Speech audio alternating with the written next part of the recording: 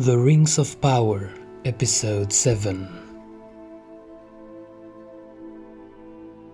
The episode opens as Galadriel wakes up and observes the chaotic state in which the Southlands have been plunged by the volcanic eruption. Soon she finds Theo and they go together to try and find the Númenórean encampment. The interaction between the two of them felt organic, at least up until the point in which Galadriel tells Theo not to be glad of killing orcs because it darkens the heart to call dark deeds good. But just a few hours ago she was boasting in front of Adar of how she will keep him alive to force him to witness as she kills every last one of his children. Sometimes it feels like Galadriel's character is split in two.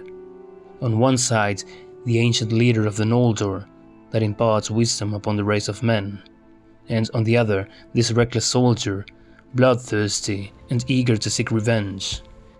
They could have chosen any of those two personalities for her, but not both, and expect it to work. She's also wrong about the orcs. They did exist before she was even born, since they were created by Melkor or Morgoth in the early wars against the Valar at the dawn of time. But there's a silver lining here, the mention of Celeborn. As I've mentioned in my review for episode 1, Galadriel was already married to Celeborn by this time, so it's a good thing they acknowledged this. Sure, him being missing is not according to canon, but we know he will show up eventually, and it's way better than him not being mentioned at all. A good chunk of the episode is focused on building suspense about whether Bronwyn, Arondir and Isildur survived. They handled it well in the case of Arondir and Bronwyn, spending the right amount of time with it, but not so with Isildur. They made a big deal about creating mystery around his survival, much more than the other two, when in fact he's the only one that we know for certain he must be alive, so it was rather pointless in his case. Although Elendil's actor played him well, he truly seems like a father mourning his son. Oh, and the fact that Miriel was blinded by the eruption may be used in the future as the reason Pharazôn gives to take over Númenor, but we'll have to wait. Finally we returned to Khazad-dûm, which was as good as the previous episodes, if not better.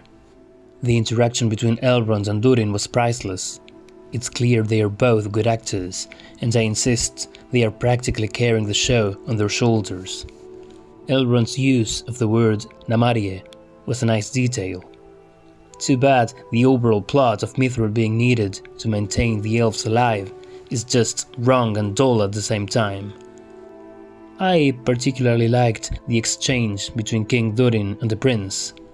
Seems like they becoming apart will be the plot for season 2. Let's see how this plays out, along the fact that the Balrog seems to be awake. I had hoped they wouldn't do this, since the Balrog was actually awakened thousands of years later, deep into the Third Age. But it looks like the Balrog is said to be during the Fourth Spain. I'll keep my fingers crossed for Amazon to make the best they can out of this. After episode 6, I said that Adar was one of the highest points of the season, and I still stand by it, but it may be too much to give a made-up character a role as big as being the creator of Mordor. They shouldn't take this out from Sauron, but maybe there's more at play here than it seems, so I'll give them the benefit of the doubt for now. Overall, this episode felt like a slowdown in the pacing after all of the action on the last one, but the Harfoots were the exception. Their pacing is finally picking up, with their quest of siding with a stranger.